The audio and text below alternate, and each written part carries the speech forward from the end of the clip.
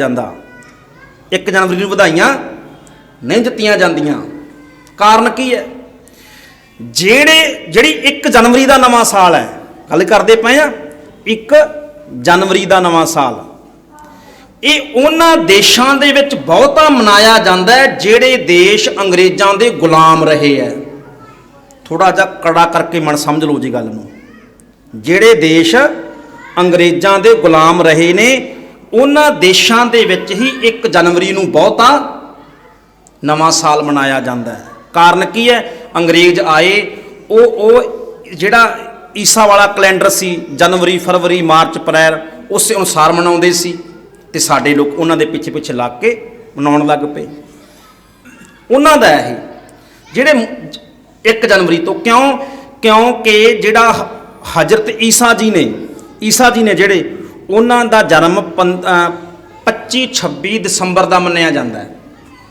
पिछे क्रिसमस लंघ के हटी है, 25-26 दसंबर का मनाया जाता है। तो सूरज दियां गिनतियां मिनतियां कर लो। ਜਿਹੜੇ खगोल शास्त्री नूं जानते हैं, ਜਿਹੜੇ सूरज दियां गिनतियां मिनतियां कर ले उहदे अनुसार वधा घटा के अंग्रेज़ां ने मन्निया भी 1 जनवरी बनता है। जिहड़ा ईसाईयत का कैलेंडर है, ईसाईयत के कैलेंडर की शुरुआत 1 जनवरी तो हुंदी है। इस करके वो 1 जनवरी तो नवां साल मनाउंदे है। जिहड़े हिंदू वीर ने उन्हां दा किहड़ा बिक्रमी कैलेंडर, बिक्रमजीत राजे दे राज तो शुरू होया, उन्हां दा अलग वखरा है। जिहड़े मुसलमान ने उन्हां दा की है हिजरी कैलेंडर। हिजरी की है? जदों हज़रत मुहम्मद साहब ने मक्के तो हिजरत की तो हिजरी कैलेंडर बन गया। उन्हां दी शुरुआत उत्थों हुंदी है। जिहड़े साडा नानकशाही कैलेंडर है उहदे अनुसार जिहड़ी शुरुआत है चित तो हुंदी है। क्योंकि गुरु ग्रंथ साहिब की बाणी च जदों 12 महीनों की गल की गई, तुसीं सुणदे हो, संगरांद ते सारे आउणे हो, सुणदे हो 12 माह की बाणी। जिहड़ी गुरु ग्रंथ साहिब च साल की आरंभता है वो कित्थों हुंदी है? चेत गोविंद आराधिया होवै आनंद घना, चेत दे महीने तो हुंदी है। सिखां दा उत्थों है शुरुआत।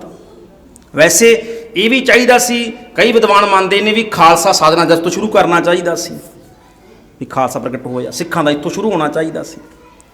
अच्छा, ये तो है वक्खो वक्खे धर्मां दा नज़रिया। जे आपां गुरु ग्रंथ साहिब की बाणी नूं लईए भी शुरुआत पातशाह कित्थों हुंदी है, साल की दिनां की शुरुआत कित्थों हुंदी है, तो गुरु नानक साहिब पातशाह कहंदे अरबद नरबद धुंदू कारा, धरन ना गगन ना हुक्म अपारा, ना दिन रैन ना चंद ना सूरज सुन समाद लगाएंदा। पता ही नहीं भाई, पता ही नहीं दिन पहला दिन केड़ा सी, पहली रात केड़ी सी, पता ही नहीं। पातशाह पता क्यों नहीं? पातशाह कहंदे थित वारना, पढ़ते हो थित वारना जोगी जाने रुत मां ना कोई। भाई कोई दुनिया का वड्डे तो वड्डा विग्यानक, वड्डे तो वड्डा जोगी पंडित विद्वान ज्ञानी किहड़े दिन पहला दिन सी, किहड़े दिन पहली रात सी, कदों धरती साजी, कदों इहदे ते धरती दे उत्ते जीव आए, कदों जीवन की आरंभता हुई, सब दे अंदाजे ने सही कोई भी नहीं जानता। थित वारना जोगी जाने रुत मां ना कोई। कौन जानता है? जा करता सिर ठीको साजै आपे जाने सोई। जिन्हें सृष्टि बनाई है वो करता केवल आप ही जानता है। इसलिए गुरमुखो ये समा है जिहड़ा, हाँ जिहड़ा समा चलता है, गुरु ग्रंथ साहिब पातशाह बचन करते ने औद घटै दिन सरै नारे मन गुरमिल काज सवारे। दिन ते पहर पहर ते घरियां आव घटै तन छीजै। ये तो रोजाना ही भाई समा अगे नूं चलदा जा रहा है। जिहड़ा आ बदलना ना, बदलना आपां कहने आ अज 21 है, कल नूं 22 चढ़ जाना है। 22 नवां साल, चेता करो 1 साल पहला 21 भी नवा ही सी, 1 साल बाद की हो गया पुराना। अगले साल जो बैठे होवांगे कहते 22 भी पुराना हो जाना, अज नवा है। ये तो नवा पुराना क्यों? समा है ना, ਸਮੇਂ ਅਨੁਸਾਰ ਚੱਲਦਾ ਹੈ। ਪਰ ਗੁਰੂ ਪਾਤਸ਼ਾਹ ਕਹਿੰਦੇ ਭਾਈ ਕੰਧ ਤੇ ਲੱਗੇ ਕੈਲੰਡਰ ਬਦਲ ਜਾਣੇ ਨੇ, ਕੱਲ ਨੂੰ ਡੇਟਾਂ ਬਦਲ ਜਾਣੀਆਂ, 21 ਤੋਂ 22 ਹੋ ਜਾਣਾ, ਜੰਤਰੀਆਂ ਬਦਲ ਜਾਣੀਆਂ, ਸਭ ਕੁਝ ਬਦਲ ਜਾਣਾ ਹੈ। ਕੀ ਕੰਧ ਦੇ ਉੱਤੇ ਲੱਗੇ ਕੈਲੰਡਰ ਬਦਲਣ ਦੇ ਨਾਲ ਜ਼ਿੰਦਗੀ ਬਦਲੇਗੀ? ਹਾਂਜੀ, ਬਦਲੇਗੀ ਜ਼ਿੰਦਗੀ, ਆਦਤਾਂ ਬਦਲਣਗੀਆਂ। ਠੱਗੀ ਬੇਈਮਾਨੀ, ਕੈਲੰਡਰ ਲਾ ਦਿੱਤਾ ਪੁਰਾਣਾ, ਠੱਗੀ ਬੇਈਮਾਨੀ ਬੜੇ ਚਿਰ ਤੋਂ ਨਾਲ ਲਈ ਫਿਰਦਾ, ਲਾ ਦੇਗਾ ਤੋ ਪਾਤਸ਼ਾਹ ਕਹਿੰਦੇ ਜ਼ਿੰਦਗੀ ਬਦਲਣੀ ਹੈ। ਕੈਲੰਡਰ ਬਦਲਣ ਦੇ ਨਾਲ, ਡੇਟ ਬਦਲਣ ਦੇ ਨਾਲ ਤੇਰਾ ਕੁਝ ਨਹੀਂ ਸਵਰਨ ਲੱਗਿਆ, ਕੁਝ ਨਹੀਂ ਗੁਰਮੁਖੋ ਸਵਰਨਾ ਇਹਦੇ ਨਾਲ। ਗੁਰੂ ਕੀ ਬਾਣੀ ਕਹਿੰਦੀ ਜੇ ਬਦਲਣਾ ਤਾਂ ਆਪਣੇ ਆਪ ਨੂੰ ਬਦਲ, ਆਪਣੀਆਂ ਆਦਤਾਂ ਬਦਲ। ਹਰ ਸਾਲ ਜਨਵਰੀ ਮਨਾਉਣਾ ਹੈ, ਇੱਕ ਦੂਜੇ ਨੂੰ ਵਧਾਈਆਂ ਹਰ ਸਾਲ ਦਿੰਨਾ, ਸੱਚੀ ਵਧਾਈ ਉਸ ਦਿਨ ਦੇਵੀਂ ਜਿਸ ਦਿਨ ਤੈਨੂੰ ਲੱਗਿਆ ਮੇਰੀ ਜ਼ਿੰਦਗੀ ਬਦਲ ਰਹੀ ਹੈ। ਗੁਰੂ ਨਾਨਕ ਸਾਹਿਬ ਪਾਤਸ਼ਾਹ ਦਾ ਇਤਿਹਾਸ ਲੈ ਲਓ। ਗੁਰੂ ਨਾਨਕ ਸਾਹਿਬ ਪਾਤਸ਼ਾਹ ਮਥੁਰਾ ਗਏ, ਪਹਿਲੀ ਉਦਾਸੀ ਤੋਂ ਵਾਪਸ ਆਉਂਦੇ ਗਏ। ਮਥੁਰਾ ਕੇਸ਼ਵ ਮੰਦਿਰ ਪੈਂਦਾ ਇੱਕ ਯਮੁਨਾ ਦੇ ਕਿਨਾਰੇ, ਭਾਈ ਮਰਦਾਨਾ ਨਾਲ ਸਨ। ਗੁਰੂ ਨਾਨਕ ਸਾਹਿਬ ਪਾਤਸ਼ਾਹ ਨਦੀ ਦੇ ਕਿਨਾਰੇ ਬੈਠੇ, ਭਾਈ ਮਰਦਾਨਾ ਨੂੰ ਕਿਹਾ ਮਰਦਾਨਿਆਂ ਰਬਾਬ ਵਜਾ, ਬਾਣੀ ਗਾਈਏ। ਬਾਣੀ ਗਾਉਣੀ ਸ਼ੁਰੂ ਕੀਤੀ। ਕੁਝ ਜਿਹੜੇ ਸਨ ਲੰਘਦੇ ਰਾਹੀ ਆ ਕੇ ਬੈਠ ਗਏ। ਭਾਈ ਮਰਦਾਨੇ ਨੂੰ ਕਿਹਾ ਮਰਦਾਨਿਆਂ ਬਾਜ਼ਾਰ ਜਾ, ਖਾਣ ਪੀਣ ਦਾ ਪ੍ਰਬੰਧ ਕਰ। ਹੁਣ ਮਥੁਰਾ ਜਿਹੜਾ ਹੈ, ਮਥੁਰਾ ਧਾਰਮਿਕ ਨਗਰ ਮੰਨਿਆ ਜਾਂਦਾ ਹੈ। ਬਨਾਰਸ ਹੈ, ਜਗਨਨਾਥਪੁਰੀ ਹੈ, ਮਥੁਰਾ ਹੈ, ਅਯੁੱਧਿਆ ਹੈ, ਬਨਾਰਸ, ਇਹ ਸਾਰੇ ਨਗਰ ਧਾਰਮਿਕ ਨਗਰ ਮੰਨੇ ਜਾਂਦੇ ਨੇ। ਜਿਵੇਂ ਆਪਾਂ ਕਹਿੰਦੇ ਅੰਮ੍ਰਿਤਸਰ ਸਾਹਿਬ, ਆਨੰਦਪੁਰ ਸਾਹਿਬ ਧਾਰਮਿਕ ਨਗਰ ਨੇ ਜੀ। ਜਦੋਂ ਭਾਈ ਮਰਦਾਨਾ ਜੀ ਸ਼ਹਿਰ ਦੇ ਵਿੱਚ ਗਏ ਨਾ, ਬਾਜ਼ਾਰ ਦੇ ਵਿੱਚ, ਕੀ ਦੇਖਿਆ? ਪਾਪ, ਠੱਗੀ, ਬੇਈਮਾਨੀ, ਚੋਰੀ, ਇਦਾਂ ਦੇਖਿਆ। ਧਰਮ ਦਾ ਪਹਿਰਾਵਾ ਪਾ ਕੇ, ਮੱਥੇ ਦੇ ਉੱਤੇ ਲੱਗੇ ਤਿਲਕ, ਭਾਈ ਮਰਦਾਨੇ ਨੇ ਪੰਡਤਾਂ ਨੂੰ ਠੱਗੀ ਮਾਰਦਿਆਂ ਵੇਖਿਆ, ਝੂਠ ਬੋਲਦਿਆਂ ਦੇਖਿਆ। ਤੇ ਉਮੀਦ ਕੀ ਕੀਤੀ ਸੀ? ਉਮੀਦ ਇਹ ਸੀ ਵੀ ਸ਼੍ਰੀ ਕ੍ਰਿਸ਼ਨ ਦੀ ਨਗਰੀ ਜਾ ਰਹੇ ਆ, ਬੜੀ ਦੁਨੀਆ ਸੋਹਣੀ ਹੋਵੇਗੀ, ਬੜੇ ਇਮਾਨਦਾਰ ਲੋਕ ਹੋਣਗੇ, ਉਮੀਦ ਇਹ ਕੀਤੀ ਸੀ। ਵਾਪਸ ਆ ਗਿਆ ਗੁਰੂ ਨਾਨਕ ਸਾਹਿਬ ਪਾਤਸ਼ਾਹ ਦੇ ਕੋਲੇ, ਸਤਿਗੁਰੂ ਪਾਤਸ਼ਾਹ। ਉਮੀਦ ਕੀਤੀ ਸੀ ਸ਼੍ਰੀ ਕ੍ਰਿਸ਼ਨ ਜੀ ਦੀ ਨਗਰੀ ਹੈ, ਰਜੋਗੁਣ ਨੇ ਸ਼੍ਰੀ ਕ੍ਰਿਸ਼ਨ ਜੀ, ਤੇ ਉਹਨਾਂ ਦੀ ਨਗਰੀ ਦੇ ਵਿੱਚ ਇਮਾਨਦਾਰੀ ਹੋਵੇਗੀ, ਸਾਰੇ ਲੋਕ ਇੱਕ ਦੂਜੇ ਨੂੰ ਪਿਆਰ ਕਰਦੇ ਹੋਣਗੇ, ਝੂਠ ਤਾਂ ਕੋਈ ਬੋਲਦਾ ਹੀ ਨਹੀਂ ਹੋਣਾ। ਪਰ ਪਾਤਸ਼ਾਹ ਕੰਮ ਇਸ ਤੋਂ ਉਲਟ ਹੈ। ਇਹ ਕਿਉਂ ਹੋ ਰਿਹਾ ਹੈ? ਜਦੋਂ ਪੁੱਛਿਆ ਨਾ ਇਹ ਕਿਉਂ ਹੋ ਰਿਹਾ ਹੈ, ਸਤਿਗੁਰੂ ਪਾਤਸ਼ਾਹ ਕਹਿਣ ਲੱਗੇ ਮਰਦਾਨਿਆਂ ਇਹਨਾਂ ਕੋਲ ਹੀ ਪੁੱਛ ਲੈਂਦੇ ਆ। ਪਾਤਸ਼ਾਹ ਨਾਲ ਉੱਠ ਖੜੇ ਹੋਏ, ਚੱਲ ਪਏ ਬਾਜ਼ਾਰ ਨੂੰ। ਇੱਕ ਮੰਦਿਰ ਦੇ ਸਾਹਮਣੇ ਕ੍ਰਿਸ਼ਨ ਲਾਲ ਨਾਮ ਦਾ ਪੰਡਤ ਬੈਠਾ ਹੈ, ਤਵਾਰੀ ਖਾਲਸਾ ਵਾਲਾ ਜਿਹੜਾ ਹੈਗਾ ਨਾ, ਉਹ ਤਾਂ ਕ੍ਰਿਸ਼ਨ ਲਾਲ ਹੀ ਲਿਖਦਾ ਨਾਮ, ਕ੍ਰਿਸ਼ਨ ਲਾਲ ਨਾਮ ਦਾ ਪੰਡਤ ਬੈਠਾ ਹੈ। ਸਤਿਗੁਰੂ ਪਾਤਸ਼ਾਹ ਕਹਿਣ ਲੱਗੇ ਬਜ਼ੁਰਗ ਆ, ਇਹਦੇ ਕੋਲ ਪੁੱਛਦੇ ਆ। ਬੈਠ ਗਏ, ਕਹਿਣ ਲੱਗੇ ਪੰਡਤ ਜੀ ਸ਼੍ਰੀ ਕ੍ਰਿਸ਼ਨ ਜੀ ਦੀ ਧਾਰਮਿਕ ਨਗਰੀ ਹੈ, ਉਮੀਦ ਕਰਕੇ ਆਏ ਸੀ ਵੀ ਬੜੇ ਧਰਮੀ ਲੋਕ ਹੋਣਗੇ, ਪਰ ਸਾਰੇ ਅਧਰਮੀ ਲੱਗ ਰਹੇ ਆ। ਪੁੱਛਿਆ ਕਾਰਨ ਕੀ ਹੈ, ਕਿਉਂ ਹੋ ਰਿਹਾ ਹੈ? ਹੁਣ ਪੰਡਤ ਜੀ ਕਹਿਣ ਲੱਗੇ ਕਿਸੇ ਦਾ ਕਸੂਰ ਨਹੀਂ ਹੈ। ਕੀ ਕਹਿੰਦੇ? ਕਿਸੇ ਦਾ ਕਸੂਰ ਨਹੀਂ ਹੈ, ਲੋਕ ਬੇਈਮਾਨ ਨੇ, ਠੱਗੀ ਕਰ ਰਹੇ ਨੇ, ਝੂਠ ਬੋਲ ਰਹੇ ਨੇ, ਪਾਪ ਕਮਾ ਰਹੇ ਨੇ, ਨਹੀਂ ਜੀ ਕਿਸੇ ਦਾ ਕਸੂਰ ਨਹੀਂ। ਫਿਰ ਪੁੱਛਿਆ ਕਿਉਂ? ਕਹਿਣ ਲੱਗੇ ਕਲਯੁਗ ਦਾ ਸਮਾਂ ਹੁੰਦਾ ਹੀ ਇਦਾਂ ਦਾ ਹੈ, ਇਹ ਤਾਂ ਕਲਯੁਗ ਹੈ ਜੀ। ਅੱਛਾ, ਇਦਾਂ ਛੁੱਟ ਗਿਆ ਨਾ ਖਹਿੜਾ, ਇਦਾਂ ਹੁੰਦਾ ਹੈ ਗੁਰਮਖੋ। ਕਈ ਵਾਰ ਕਰਤੂਤਾਂ ਬੰਦੇ ਦੀਆਂ ਖੁਦ ਦੀਆਂ ਮਾੜੀਆਂ ਹੁੰਦੀਆਂ, ਕਹਿੰਦਾ ਜੀ ਸਮਾਂ ਹੀ ਇਹੋ ਜਿਹਾ ਹੈ, ਸਮਾਂ ਹੀ ਮਾੜਾ ਹੈ। ਅੱਛਾ, ਸਮਾਂ ਮਾੜਾ ਕਿਹਨੇ ਬਣਾਇਆ? ਅਸੀਂ ਬਣਾਇਆ। ਇਸ ਧਰਤੀ ਨੂੰ ਜੇਕਰ ਨਰਕ ਬਣਾਇਆ, ਜਿਵੇਂ ਗੰਗਾ ਹੈ, ਗੰਗਾ ਹਰਿਦੁਆਰ ਤੋਂ ਪਰੇ ਨਿਕਲਦੀ ਹੈ, ਕਿੰਨੀ ਸਾਫ਼ ਹੈ, ਇੰਜ ਦਿਖਦਾ ਅਸਮਾਨ ਨੀਲੇ ਹੁੰਦਾ ਨਾ, ਗੰਗਾ ਨੀਲੀ ਦਿਖਦੀ ਹੈ, ਇੰਨੀ ਸਾਫ਼ ਹੈ ਹਰਿਦੁਆਰ ਤੱਕ, ਬਹੁਤ ਸਾਫ਼ ਹੈ। ਉਸ ਤੋਂ ਬਾਅਦ ਕਲਕੱਤੇ ਪਹੁੰਚਦੀ ਕਿੱਦਾਂ ਦੀ ਹੋ ਜਾਂਦੀ ਹੈ, ਲੱਗਦੀ ਹੈ ਨਾ ਵੀ ਨਾਲੇ ਤੋਂ ਵੀ ਭੈੜੀ ਹੋ ਜਾਂਦੀ ਹੈ। ਅੱਛਾ, ਕਿਹਨੇ ਕੀਤੀ ਹੈ? ਕਿਹਨੇ ਕੀਤੀ ਹੈ? ਬੰਦਿਆਂ ਨੇ ਕੀਤੀ, ਇਨਸਾਨ ਨੇ ਕੀਤੀ।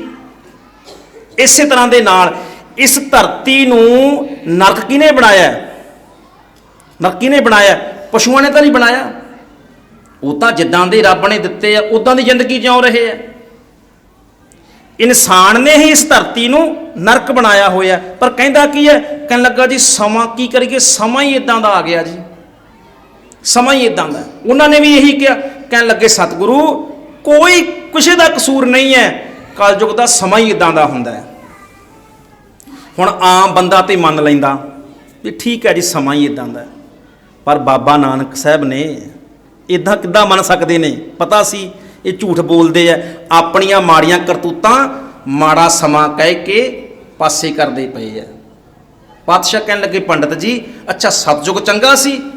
कहन लगे हाँ नानक सतयुग बहुत चंगा समा सी। जो इन्ना कहा ना सतगुरु पातशाह कहन लगे पंडित जी एक गल दसो कि जिहड़ा सूरज हुंदा सी सतयुग वेले सूरज होर सी कि यही सी? पढ़े लिखे बच्चे बैठे हो समझोगे।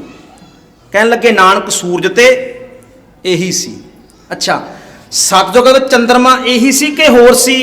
नहीं नानक यही चंद्रमा सी। अच्छा ग्रह नक्षत्र यही सी कि होर? नहीं यही सी। दिन रात इदां ही सी कि होर तरीके नाल चढ़दे सी? नहीं इदां ही चढ़दे सी। पहाड़ इदां ही सी? हाँ नानक पहाड़ भी इदां ही सी। धरती इदां इसे रंग दी सी? इस धरती भी इसे रंग दी सी। गुरु नानक साहब कहन लगे पंडित जी ये दसो सतयुग वाली ते कलयुग विच फर्क की है? धरती भी उही है, आसमान भी उही है, पानी भी उदां दा ही है, चंद्रमा भी उदां दा ही है, सूरज भी उही है, ग्रह नक्षत्र भी उही ने।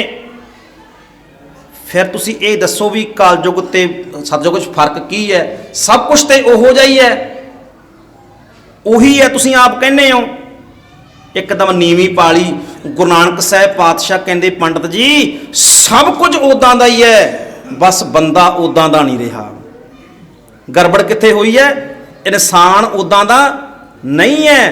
असल तां जे इंसान भी उदां दा रहिंदा ते अज भी सतयुग अज भी होना सी। बस रब चेते है तो सतयुग है, रब नूं भुल गए तो कलयुग है। तां ही तो बादशाह ने कहना एक घड़ी ना मिलते तो कलयुग होता। रब नूं भुलना ही कलयुग है, भुलना ही कलयुग है। अज देखो ना तुसीं इत्थे बैठे हो भी नवां साल आउणा है, गुरु की बाणी सुन रहे हो, सतगुरां दी महिमा सुन रहे हो। अच्छा अद्धे किदां दे भी होणगे जिन्हां ने कीता होना अज क्लब चलांगे, शराब पीवांगे, दिन तो आही है। फिर की करनगे? पहलां ते पल्लियों पैसे खर्च नशा करनगे, फिर घरे आके लड़नगे भी। जो लड़नगे उन्हां दे घरे कलयुग हो जाना है। पल्लियों नशा भी कीता, पैसे भी खर्च कीते, अपनी सेहत नूं खराब भी किया, घरे लड़ाई भी हो गई। अर्थ की बनया? अज तू कलयुग पैदा कर लिया। बंदे ने बनाउणा ना। सतयुग ते कलयुग गुरमुखों रब ने नहीं, ये इंसान ने बनाउणा है। बस असीं अपने घर विच गुरु की बाणी है, सतयुग भी है, गुरु की बाणी है तो कलयुग भी है। नहीं है भुल गए हैं, खसम वसारा ते कमजात, रब नूं भुलिया ते कलयुग है। बस यही है। इस करके नवां साल मनाउण लई इत्थे बैठे हो। डेटां बदलण दे नाल कुछ नहीं होना। जिस दिन गुरु अमरदास साहब पातशाह उदाहरण ले लो इतिहास विचों, होर मारू राग का एक बचन है गुरु नानक साहब पातशाह का, इतिहास नाल बड़ा डूंगा संबंध है। मारू महला पहला करनी कागद मण मसवाणी, बुरा भला दो लेख पई, ज्यों ज्यों किरत चलाए त्यों चलिए, तो गुण नाही अंत हरे, चित चेतस की नहीं बावरिया, हर बिसरत तेरे गुण गलिया रहाओ, जाली रैन जाल दिन हुआ, जेती घड़ी फाही तेती, रस रस चोग चुगै नित फांसै, छूट समूढ़ है कवन गुणी, भया मनूर कंचन फिर होवै, काया आरन मन विच लोहा, पंच अगणत तलाग रही, कोयले पाप पड़े सिर ऊपर मन जलिया, सन्नी चिंत भई, भया मनूर कंचन फिर होवै, जे गुर मिलै तनेहा, एक नाम अमृत ओ देवै, तो नानक तृष्टस देहा। आ शब्द है, अर्थ पढ़ो जे कदे मोबाइलों विचों पढ़ के आवदे। ये शब्द वो शब्द है ਜਿਹੜਾ ਗੁਰੂ ਅਮਰਦਾਸ ਸਾਹਿਬ ਨੇ ਪਹਿਲੀ ਵਾਰ ਆਪਣੇ ਭਰਾ ਦੀ ਨੌਂ ਬੀਬੀ ਅਮਰੋ ਦੇ ਕੋਲੋਂ ਪਹਿਲੀ ਵਾਰ ਸੁਣਿਆ ਸੀ। ਹੁਣ ਦੇਖੋ ਜੇ ਨਵਾਂ ਸਾਲ ਕਿੱਦਾਂ ਆਉਣਾ ਚਾਹੀਦਾ ਸਾਡਾ, ਕਿੱਦਾਂ। ਬੀਬੀ ਅਮਰੋ ਭਰਾ ਦੇ ਘਰ ਦੀ ਨੌਂ ਹੈ, ਝਾੜੂ ਸਵੇਰੇ ਮਾਰਦੀ ਹੈ। ਬਾਬੇ ਅਮਰਦਾਸ ਸਾਹਿਬ, ਕਿਉਂਕਿ ਬਾਬਾ ਅਮਰਦਾਸ ਸਾਹਿਬ ਤੀਰਥ ਯਾਤਰਾ ਕਰਦੇ ਹੁੰਦੇ ਸੀ। ਯਾਤਰਾ ਕਰਦਿਆਂ ਕਰਦਿਆਂ ਇੱਕ ਬ੍ਰਹਮਚਾਰੀ ਗੁਰਮੁਖ ਮਿਲ ਗਿਆ, ਰੱਬ ਦਾ ਨਾਮ ਜਪਣ ਵਾਲਾ, ਘਰੇ ਆ ਗਿਆ। ਘਰੇ ਆ ਕੇ ਗੱਲਾਂ ਕਰਦਿਆਂ ਕਰਦਿਆਂ ਗੱਲ ਚੱਲ ਪਈ। ਕਹਿਣ ਲੱਗੇ, ਬਾਬਾ ਉਮਰ 60 ਸਾਲ ਦੇ ਨਜ਼ਦੀਕ ਹੋ ਗਈ ਹੈ, ਕਿਹੜੇ ਗੁਰੂ ਦੀ ਬਾਣੀ ਪੜ੍ਹਦਾ? ਪੁੱਛ ਰਿਹਾ, ਕਿਹੜੇ ਗੁਰੂ ਦੀ ਬਾਣੀ ਪੜ੍ਹਦਾ, ਕਿਸ ਗੁਰੂ ਦਾ ਨਾਮ ਜਪਦਾ? ਇੱਕਦਮ ਪੈਰਾਂ ਥੱਲੋਂ ਖਿਸਕੀ ਜ਼ਮੀਨ। ਕਹਿਣ ਲੱਗੇ, ਸੱਚ ਇਹ ਹੈ ਅਜੇ ਤੱਕ ਤਾਂ ਗੁਰੂ ਲੱਭ ਰਿਹਾ, ਗੁਰੂ ਲੱਭੇਗਾ ਤੇ ਗੁਰੂ ਦੇ ਕੋਲੋਂ ਮੰਤਰ ਵੀ ਲਵਾਂਗਾ। ਜਦੋਂ ਇੰਨਾ ਕਿਹਾ, ਬ੍ਰਹਮਚਾਰੀ ਉੱਠ ਖੜਾ ਹੋਇਆ। ਕਹਿਣ ਲੱਗਾ, ਆਪਣੀ ਉਮਰ ਵੇਖ, 60 ਸਾਲ ਦੀ ਹੋ ਗਈ ਹੈ, ਫਸਲ ਪੱਕ ਚੁੱਕੀ ਹੈ, ਪਤਾ ਨਹੀਂ ਮੌਤ ਰੂਪੀ ਕਿਸਾਨ ਕਦੋਂ ਆਵੇ ਤੇ ਵੱਢ ਕੇ ਲੈ ਜਾਵੇ, ਅਜੇ ਤੱਕ ਗੁਰੂ ਹੀ ਨਹੀਂ ਮਿਲਿਆ, ਨਿਗੁਰਾ ਹੀ ਫਿਰਦਾ। ਇਹਨਾਂ ਜਦੋਂ ਕਿਹਾ, ਇਹਨਾਂ ਬਚਨ ਕਹਿ ਕੇ ਤੁਰ ਗਿਆ। ਬਾਬੇ ਅਮਰਦਾਸ ਨੂੰ ਨੀਂਦ ਹੀ ਨਹੀਂ ਆਈ। ਮਣਾ ਇੰਨਾ ਚਿਰ ਹੋ ਗਿਆ ਧਰਮ ਦੇ ਕਰਮ ਕਰਦਿਆਂ, ਇਸ਼ਨਾਨ ਕਰਦਿਆਂ, ਵਰਤ ਰੱਖਦਿਆਂ, ਬੜਾ ਚਿਰ ਹੋ ਗਿਆ, ਅਜੇ ਤੱਕ ਗੁਰੂ ਹੀ ਨਹੀਂ ਮਿਲਿਆ, ਤੇ ਕਦੋਂ ਜਪਾਂਗਾ, ਕਦੋਂ ਬੰਦਗੀ ਕਰਾਂਗਾ, ਅਜੇ ਤੱਕ ਤਾਂ ਲੱਭਿਆ ਹੀ ਨਹੀਂ।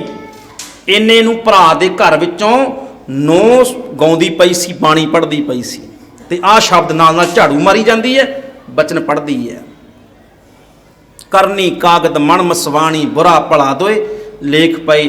ਬਾਬੇ ਅਮਰਦਾਸ ਨੇ ਸ਼ਬਦ ਸੁਣਿਆ, ਗੁਰਮਖੋ ਸੁਣਿਆ ਤੇ ਜਾਵੜੇ ਚਲੇ ਗਏ ਭਰਾ ਦੇ ਘਰ।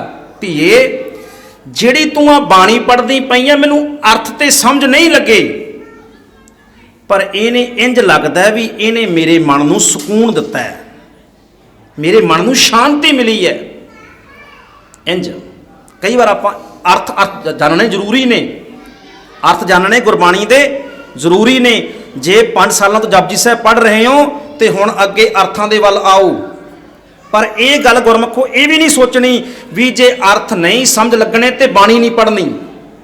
ਕਈ ਵਾਰ ਇੰਜ ਹੁੰਦਾ ਹੈ, ਕੋਈ ਗੁਰਮੁਖ ਨਵਾਂ ਬਾਣੀ ਪੜ੍ਹਨ ਲੱਗਦਾ ਹੈ, ਆਪਾਂ ਕਹਿ ਦਿੰਦੇ ਹਾਂ ਜੇ ਅਰਥਾਂ ਦੀ ਸਮਝ ਨਹੀਂ ਕੀ ਫਾਇਦਾ, ਅਰਥਾਂ ਤੋਂ ਬਿਨਾਂ ਕੀ ਫਾਇਦਾ। ਇਹ ਜ਼ਰੂਰੀ ਆ ਭਾਈ ਅਰਥ ਸਮਝੇ, ਪਰ ਸ਼ੁਰੂਆਤ ਅਰਥਾਂ ਤੋਂ ਨਹੀਂ, ਸ਼ੁਰੂਆਤ ਪੜ੍ਹਨ ਤੋਂ ਹੀ ਹੋਣੀ ਹੈ।